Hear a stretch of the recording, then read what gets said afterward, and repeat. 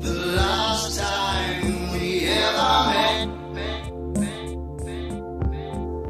But I know the reason why you keep your silence up. No, you don't fool me. The hurt doesn't show, but the pain still grows.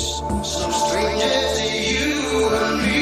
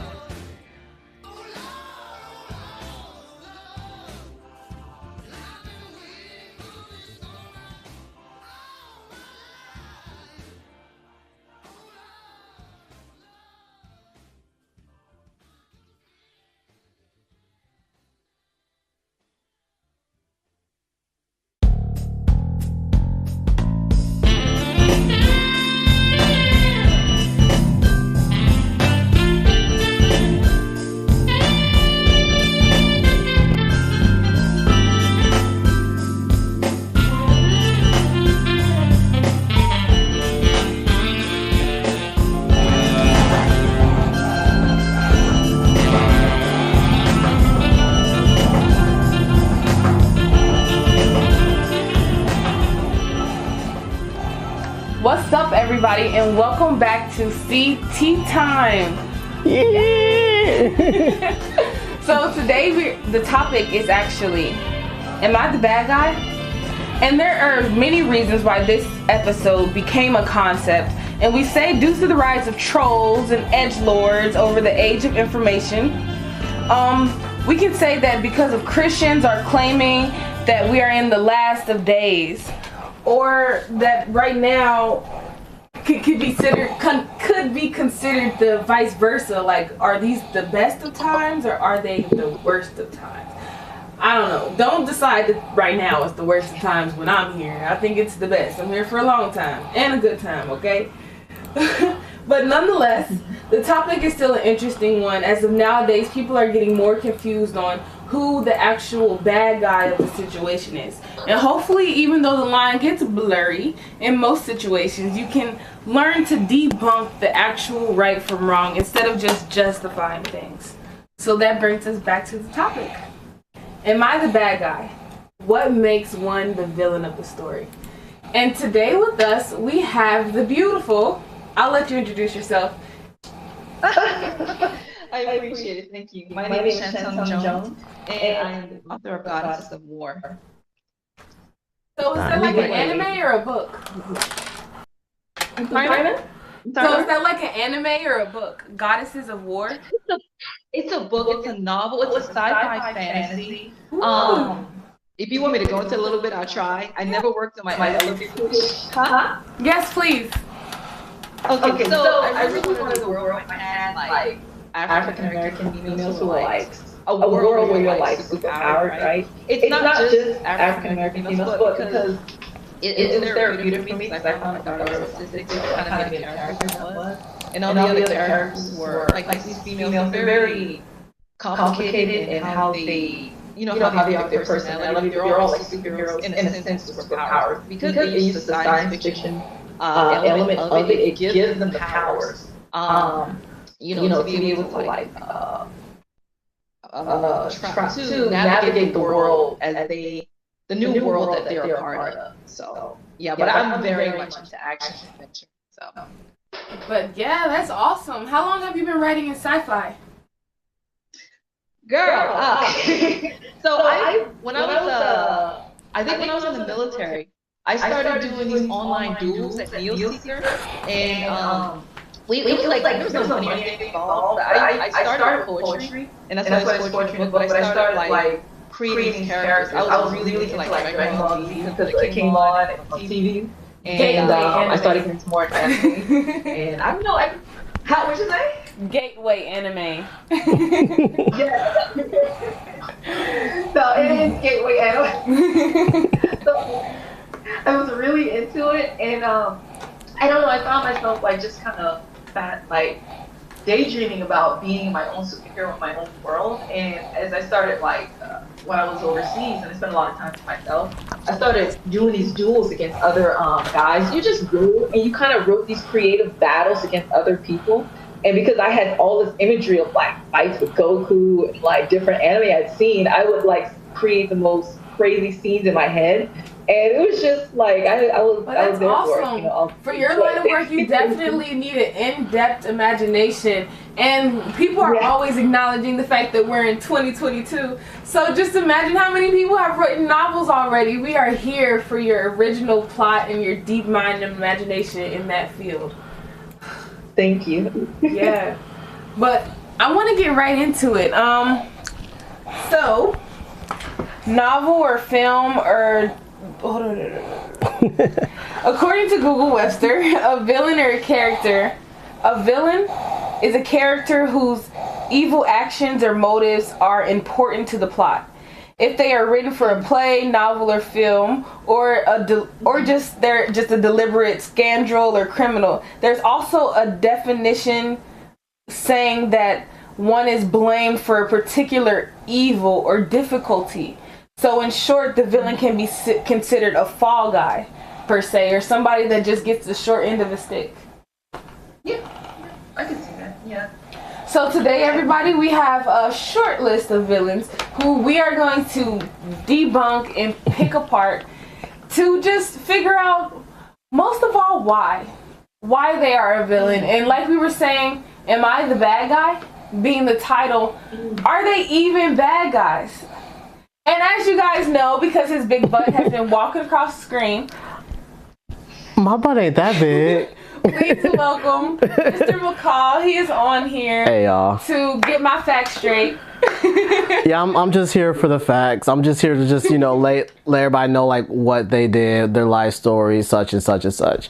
We do have 5 villains that we're going to talk about, but first, since we have a publishing author, Miss Shantong, she's going to actually tell us about one of her villains and what makes her villain a particular villain of her story. Awesome, thank you so much. I'm a little weird in the aspect that I enjoy good villain. Because I like video games. I found that one of my favorite games was Final Fantasy because of the villain. So within my book, I found that I'm in the process of creating more villains, but it's always going to change. So currently in the first book, the main antagonist they're called the Watchers. So they're this group of type of alien entity that lives within the black hole of space, right? Because my world, everything in my book takes place on Titan of Saturn. So there's this alien entity that kind of watches over the human race in a sense in which they fear their ability to be violent in a sense, but they feel like they're kind of micromanaging, keep them from ever reaching a certain level. So the Watchers kind of have we're trying to think of the best analogy for them in terms of other characters. They don't necessarily get their hands dirty, but they hire others to do so. So they're like the mastermind, but they never use their hands. I like that. They create people to do. Huh? I like that you said they don't get their hands dirty, but they get other people to get their hands dirty for them. Just They do. And, Right. and that's what I realized with that. So I call them the Watchers, and the people that they use under them are called the Killian. So the Killian are like a group that they kind of are, in a sense, assassins. They kind of maneuver out within the world of Titan to do their, and I wouldn't say do their bidding in a sense, but they're meant to, if certain powers, like the gods who are like goddesses of war, who gain a certain level of power, and they become a little too strong, or the Akin, which is like a tribe of people who are melanated, but their ability to absorb energy within their skin makes them powerful. I've used the analogy like on a hot day. If you use a white umbrella, it reflects back the light. If you use a black one, it absorbs the energy. And that's what I thought about with dark skin, the ability to like absorb the skin, absorb the energy within it, makes them almost in a sense like this source, renewable source or battery that just kind of infuses themselves with this power.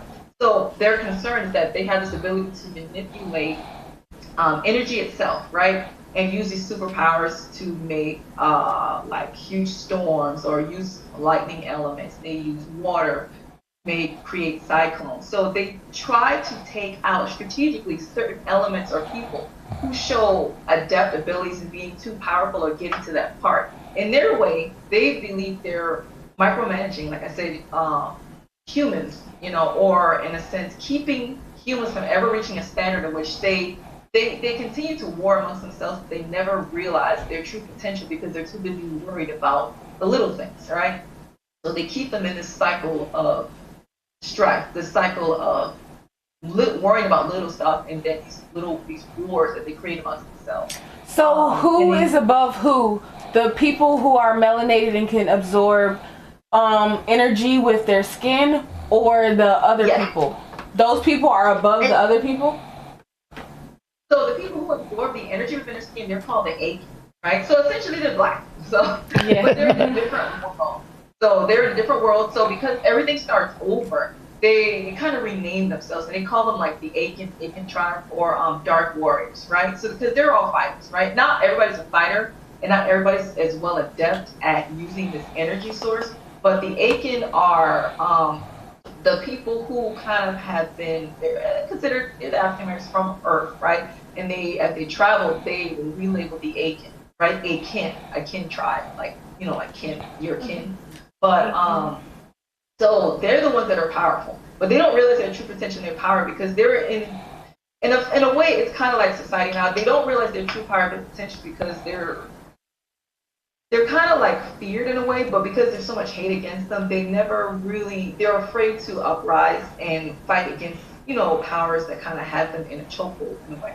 So they believe themselves less, but they don't realize the true power that they have. And they're slowly getting to that ability, that concept, but they still struggle because within themselves they have to come out of that yet. So, but they have the ability to become, the women are the ones who become the goddesses of war, and it's a trilogy. So in the next book, Kings of War, I'm working in a function. don't spoil it. Don't spoil it. Nope. Did you already read the book? Nope. Don't spoil it. Shush. Did you already read the book? I'm trying to read it. I'm trying reading it right now. Look, I need the I'm time. gonna get it from him. Hey, This sounds amazing. y'all gotta tune in for the book. You guys definitely have to tune in. For the book. Hopefully she drops some audio books because I like to listen to books while I do hair and stuff like that. I know. So yes, I'm working. please do. You have a decent voice. Don't be scared to do it yourself. That part. I appreciate it. That part. But as I was listening, your foil kind of sounds similar to X-Men. And actually our very first villain that we are talking about, Magneto. So I did a lot of homework. Here he comes with his red pen. Did you see how he looked at me? I said I did some homework. He said, okay. Yep.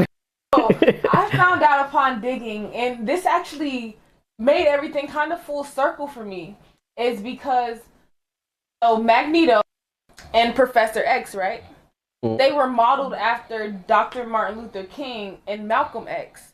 Magneto was supposed to be Malcolm X, and Martin Luther King would be Professor X, right? So they were just like switching the tables, making them white first, and then just showing how two people with the same vision and different plans how that would end up, you know? And that's crazy. Two people with the same visions, but different plans to get there. And you could just literally see the chain of reaction that was caused by both of them upon getting there. It's ironic because when X-Men was made, it was around the time of the Civil Rights Movement. And that wasn't just, you know, the black movement. That was the LGBT movement. That was political movement. That was like better wages, just the right to vote and such and such. And, you know, around the time X-Men was getting made, that was the same time that Martin Luther King and Malcolm X just was getting, you know, up in notoriety. You can say later on that probably was like that was the inspiration for their later iterations. At first, it was just brotherly quarrel or bromantic quarrel, you want to call it. But yeah, that's, you know, that's the rumor. But getting into Magneto in our very first villain question, if I do say so, is is actually, hold on, our very first villain question. What drove this person to do such evil acts? As far as Magneto, let's start there. What drove him to do these evil acts? Well, a lot of people, you know, notice Magneto. Oh, actually, you can answer that if you want. You to start. Yeah. No, I wasn't sure. I'm sorry. From my perspective, because as I was talking to somebody in this conversation before, you're the villain in somebody's story. You're the hero in somebody else's.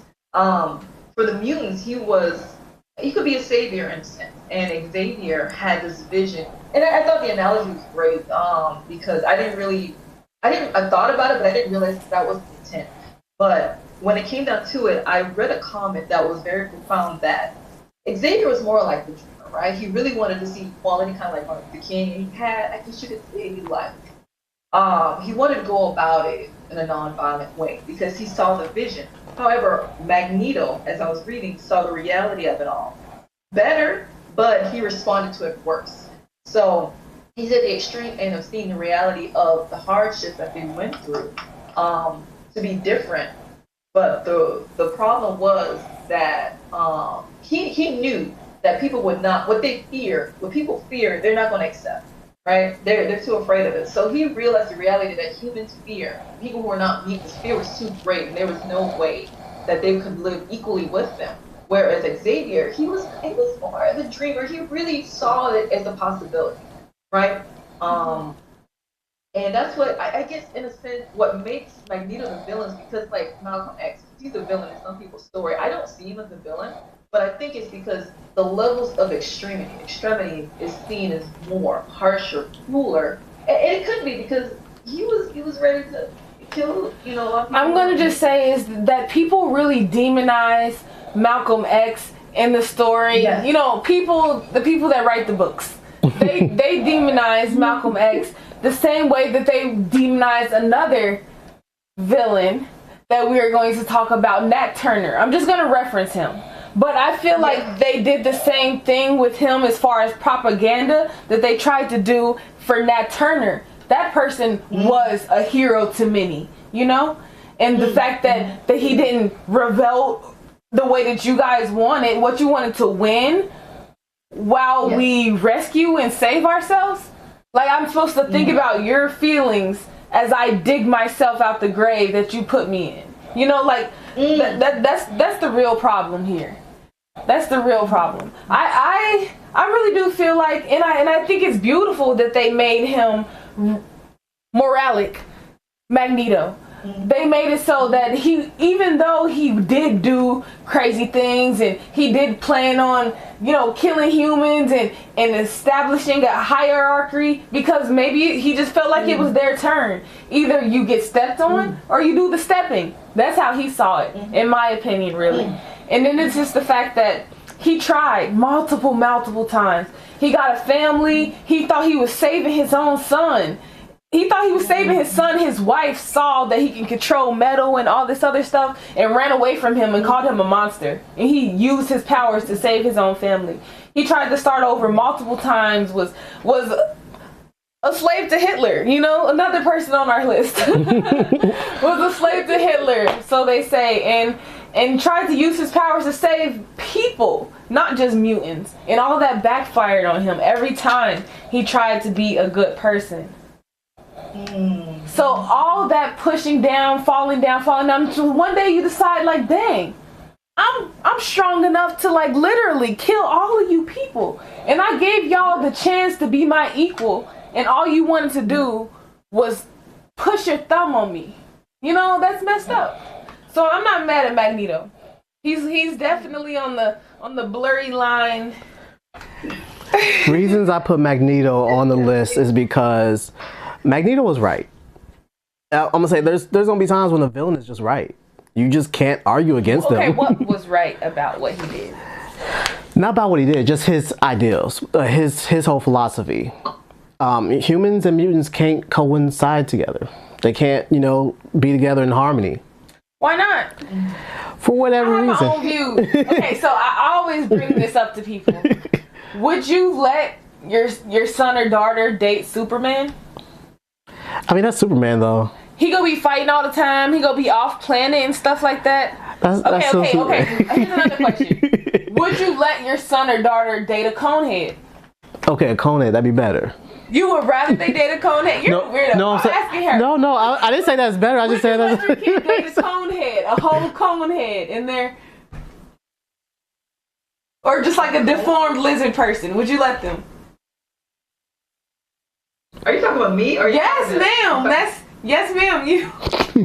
Oh, a conehead? Okay, you're talking about somebody from a mutant person, Yes. or are you talking about The movie Conehead. Alien person with a cone head and webbed fingers from space. The movie Like a Conehead. different species of person. I thought you guys were about to get back. Oh my god.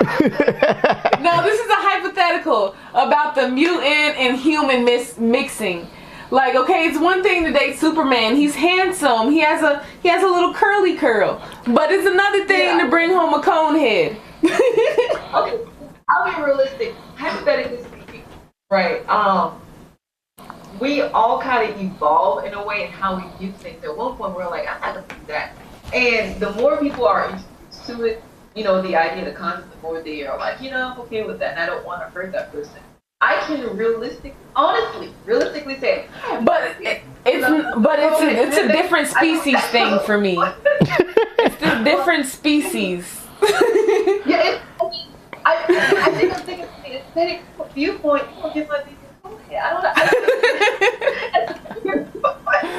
I mean, as a person, if they're a normal person, okay, I won't even lie. I'm not even gonna sit there and pretend like I'm all the way in, because it's Like, come on, babe. Like, find a nice boy from school.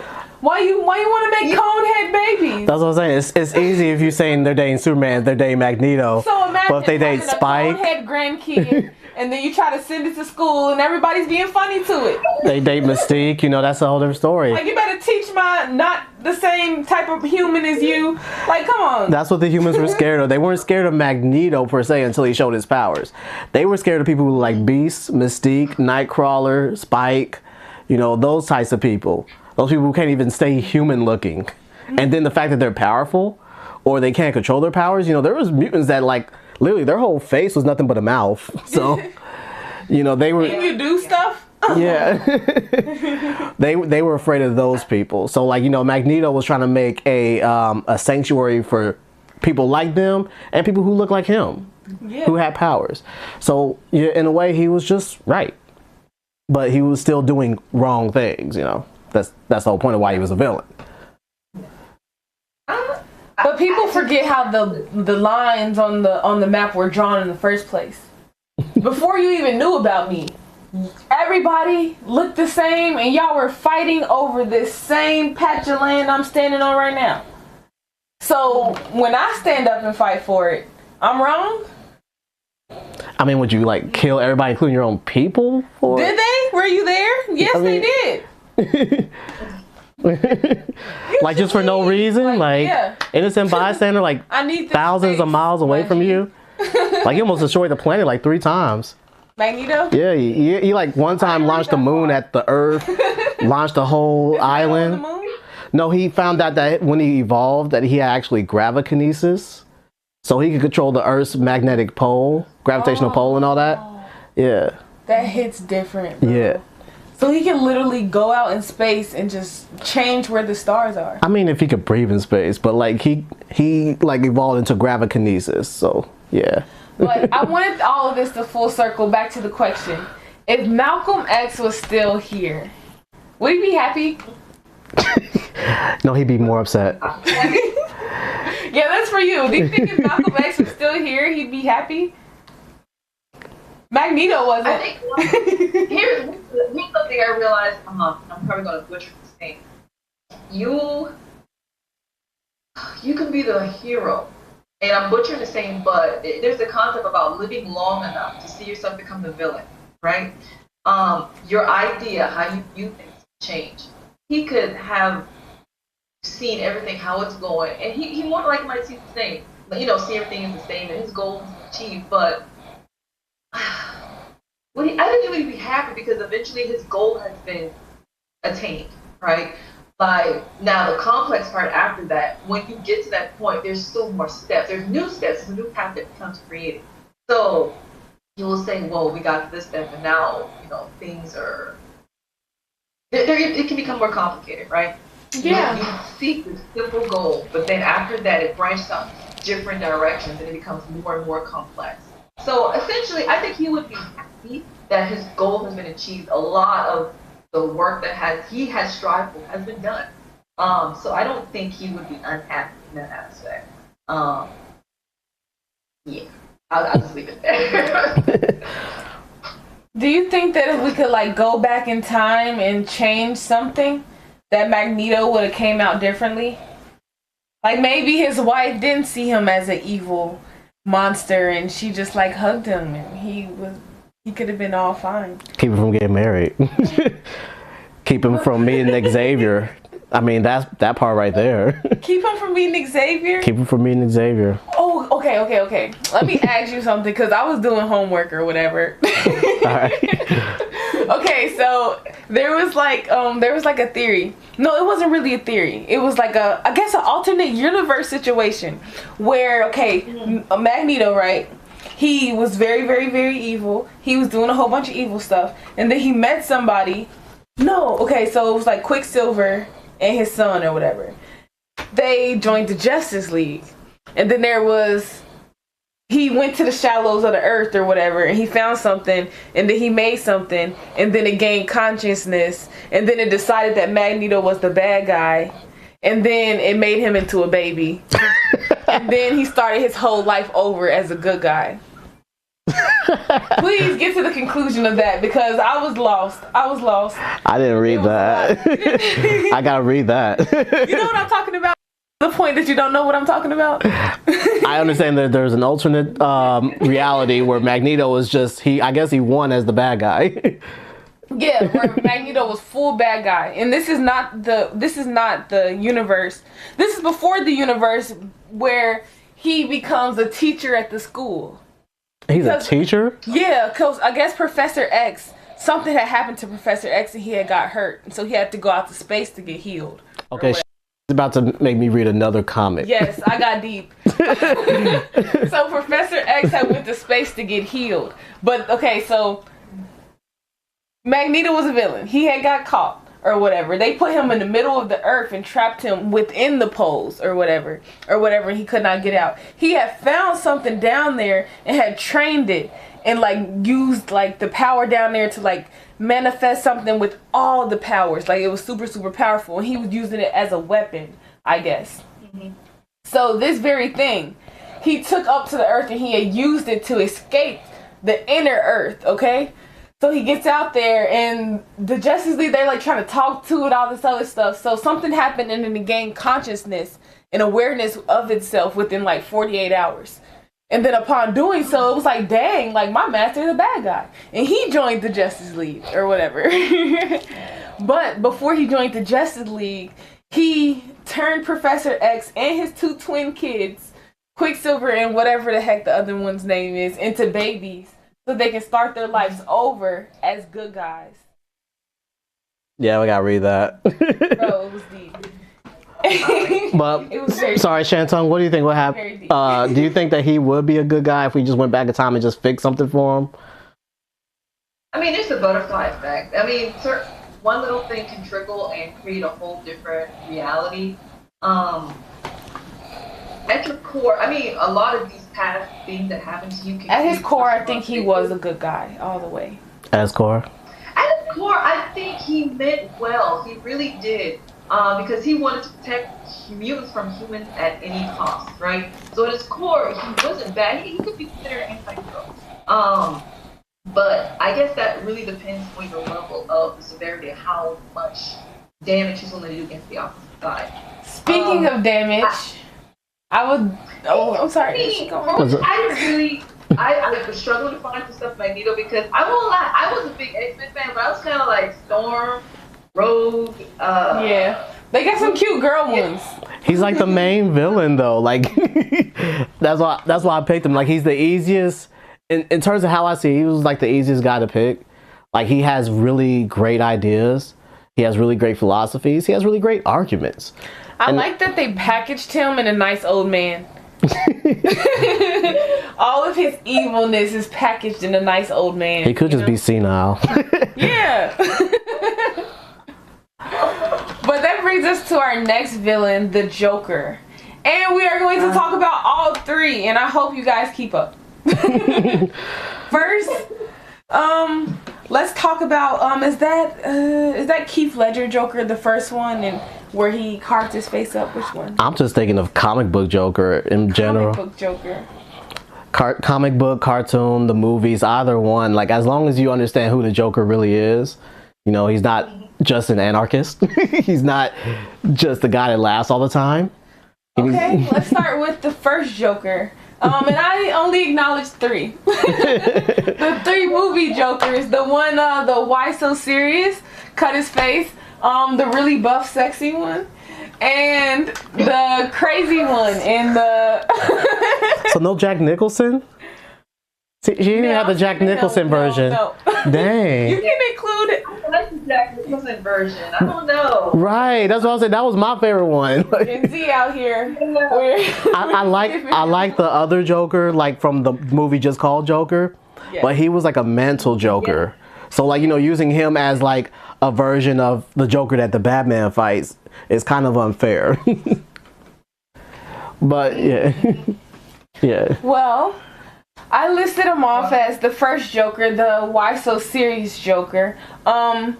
The reason why he was always laughing was child abuse. He always referenced his mother and everything he went through with his mother as to why he was so crazy and why he thought it was so funny, you know?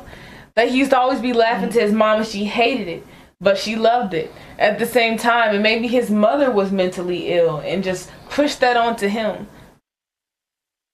And the second Joker, I guess that would be Keith Ledger. Was his problem just a shitty boss? Oh, you're talking about the Joker from the movie Joker? Mm-hmm. His issue, if you haven't watched the movie, it's been over a year now. He was already mental. Yeah, I sourced him for depression. Yes, he definitely had depression, and nobody actually really cared about him. I'm so happy he didn't kill the black girl. We was this close. We was this close to not making it. I was scared for her too, girl. We made it out of there by the graces of God. I think in terms of Joaquin Phoenix's Joker, people don't understand that sometimes it doesn't take one bad day to make you bad. Sometimes you were just already sick in the head. Sometimes you actually do need to just be put somewhere, like in a box somewhere. You don't have to be behind bars, you don't have to be in an asylum, but somebody has to take care of you. We now have like so many people who are struggling with Asperger's, like autism, or Do you think it's a bad thing that people have almost normalized mental illness to the point that people that are literally ill but functioning don't get the help that they need? Yeah, I think that's really bad that you know that there actually is something wrong with certain people. Oh, he just crazy. Give him a box of 6. I'm not saying everybody needs like so much special treatment. You know, there are ways that now like we are trying our best to help that person just stay as independent as possible. But my mom has MS in the brain. If you don't know what MS or multiple sclerosis is, it's kind of like just say your nerves are going away. There's nothing you can do about it. And she has it in her brain. She doesn't have it in her back. So her brain is deteriorating. She's eventually losing sight, hearing, senses. Sometimes she just has an episode and just goes off for no reason. And now my mom is, you know, bedbound, but, you know, when she was able to move, like, you know, she was just going here and there. Like, me and her would just butt heads so many times. And, you know, I had to understand as a child that my mom was mental, like disabled. And, you know, you can't really do that as a child to a parent. And as a child, period, for real, understand that there's a problem with somebody that you have to respect. Yeah. That's deep, you guys. Sorry, I put y'all into a sob story. No, you did. But that's just like that's really deep. Especially thinking about that Joker in particular. And to the sexy Joker that I was talking about earlier. Jared Leto.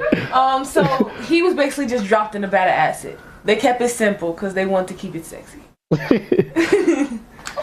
But I don't know. His storyline wasn't really like, so he was just a bad boy, period. You know, he just ran the streets, then found Harley, and then she did what he did, and now they're the same.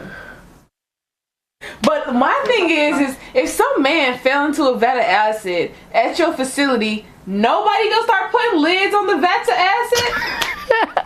Like, it should be thousands of Jokers running around New York. It probably is a bunch of clowns running around New York because nobody... You gotta watch more Batman movies. Is it? You gotta watch more Batman. A bunch of clowns. You have to watch more Batman movies. I do. He's always asking. I need to start. Sorry, what do you think, Shantong, about Joker? Just the Joker in general. We are rapping them all in one, girl. just the Joker all in one. One more time, I'm sorry. Sorry, what do you think about the Joker? Just all in one. Comics, as far cartoon, as movie. origin stories. Gosh. Okay, so yeah, he's so when I first was introduced to Joker, he was an interesting character who just like I didn't realize he had a mental health issue. When I watched Joker, it made more sense, but it was sad at the same time because my daughter's autistic, and to see somebody who, you know, they have an issue and not get the help they need, especially in his case when he's trying and they just cut off the system, it's very traumatizing, right? But in this case, he didn't have anybody who had his back. He had like a mom who's crazy and abusing him. Joker to me is still a villain ultimately. He did give in to the whims that he has. The system, in a sense, did let him down. And in a sense, they really did let him down. If you're going by Joker, which Joaquin Phoenix plays the Joker, there's so many variations of Joker. I can't keep up with all the different stories with how he became how he was. But that one was probably the most violent Joker that I'm familiar with. I don't know if it's the truest to the comics, but Comments are usually more violent. I really sympathize with him, but I sympathize with the fact he was somebody who had a mental health illness, and when you saw him get beat up and bullied and stuff like that, it was hard because at the end of the day, you're like, low key, I was cheering him on as he was whipping him behind, but at the same time, I was like, he was killing, he was ready, he was malicious. So I kind of say he's still a villain to me. What makes him the villain is that is ultimately he had issues, right? He still had issues, and he gave it to the wind. So, yeah, I don't. He's a complex kind of thing to me. Do you think that it's ever justified to seek vengeance or to get yours? Would I ever justify seeking vengeance? Yeah. It's easy to say no. Don't lie. Real quick, somebody say something like, "Oh, for real?" So I'm wanting you to be real here. No, the spirit of petty. I'm sorry, but I mean, on that level, if it's a murder, I can't Okay, yeah. Now, if You somebody, can't justify somebody murder my child. immediately. My child was in child. If they touch my child, it's up to like some type of assault, that's like sexual or something like that, or they kill my child. All bets off. I'm going to jail. I'm just letting you know. I don't think any parent realistically can really hold it in at that point. So in a sense, when the trauma or whatever somebody is caused is that close, that deep, when you're a parent and somebody hurts your child, like kills your child, murders your child, or assaults, or does anything traumatic, like on a really serious, damaging mental level, I can't really see anybody would fault that person for giving them that. I mean, I can't. Oh, somebody's calling. We have a call. And if any of you guys ever want to call in and voice your opinion, we have a number down here for you to call. Okay. Call from Mommy. To accept, press 1. To send a voicemail, press 2. All right, you're on CT time. Hello, do you have any opinions about the Joker? Yes. What's your opinions on the Joker? The Joker he was not only mentally ill, he was a narcissist. You could have said, Ray John, said your mommy was mentally ill. Mommy's not mentally ill. Mommy's disabled. It is my dad. The Joker had nothing to do with that. The Joker, he got crazy. He was bullied through society. And that's putting all the Jokers in one. My favorite Joker was Nicholas. My man, I forget his name, whatever. But he was just crazy.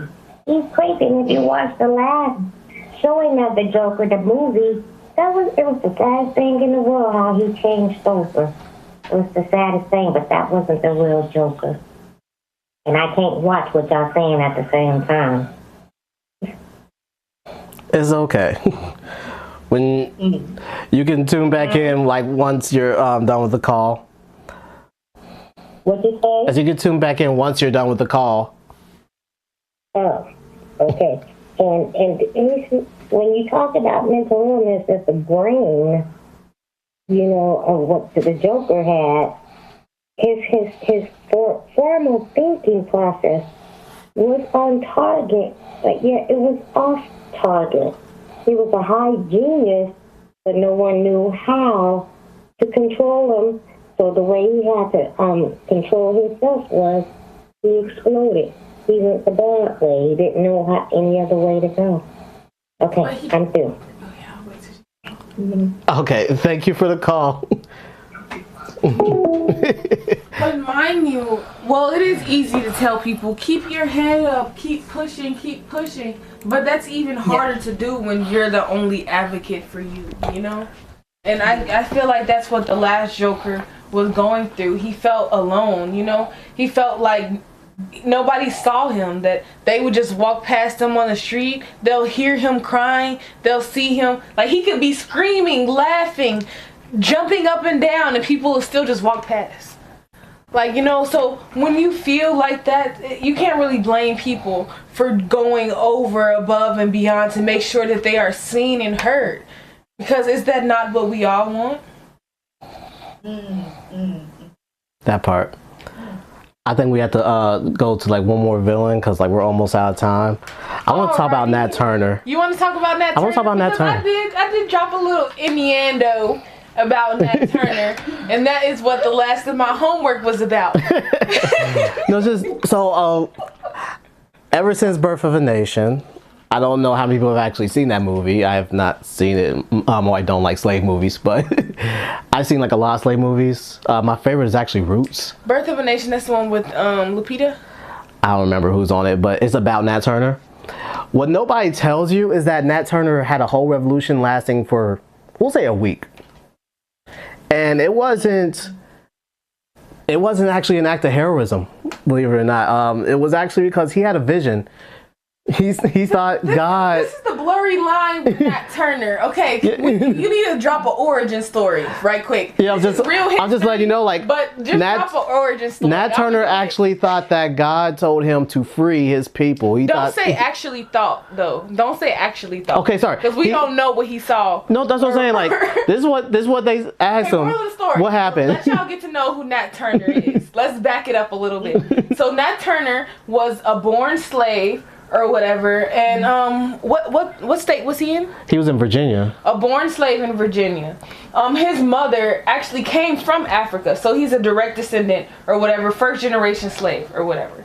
So basically, since he was like 2-3 years old, he was able to read.